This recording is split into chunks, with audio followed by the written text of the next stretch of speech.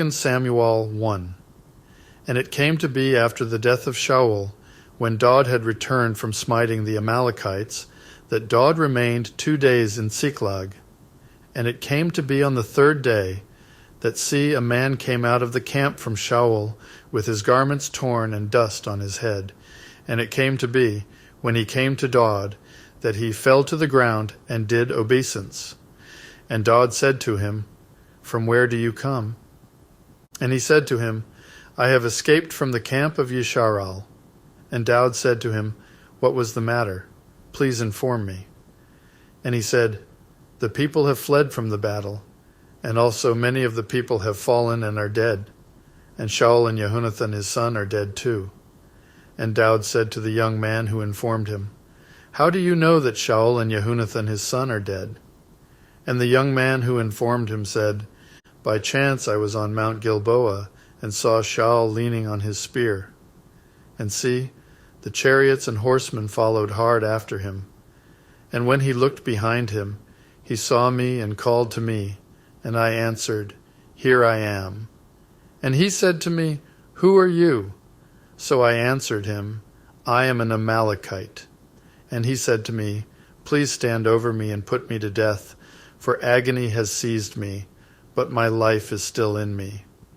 So I stood beside him and put him to death, for I knew he would not live after he had fallen. And I took the diadem that was on his head and the bracelet that was on his arm, and have brought them here to my Aduni.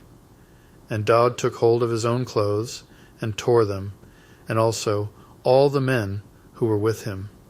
And they mourned and wept and fasted until evening for Shaul and for Jonathan his son, and for the people of Yahuah, and for the house of Yisrael, because they had fallen by the sword.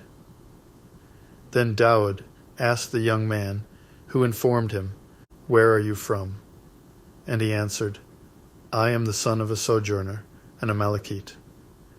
And Daud said to him, How was it you were not afraid to stretch out your hand to destroy the anointed of Yahuah? And Daud called one of the young men and said, Draw near and fall on him. And he smote him so that he died. And Daud said to him, Your blood is on your own head, for your own mouth has witnessed against you, saying, I myself have put to death the anointed of Yahuah. Then Daud lamented with this lamentation over Shaul and over Jonathan his son, and he ordered the bow to be taught to the children of Yehudah. See, it is written in the book of Yashar, The splendor of Yisharal is slain on your high places. How the mighty have fallen. Declare it not in Gath.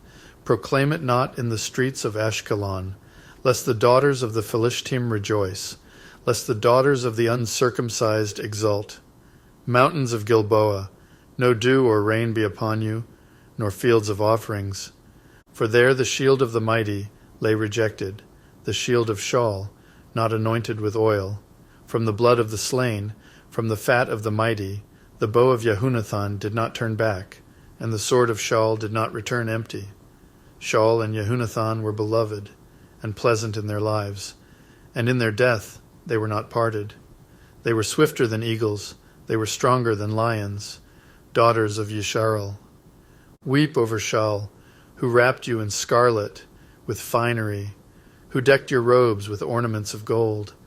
How the mighty have fallen in the midst of the battle. Jonathan was slain in your high places. I am distressed for you, my brother Jonathan. You have been very pleasant to me. Your love to me was wondrous, surpassing the love of women.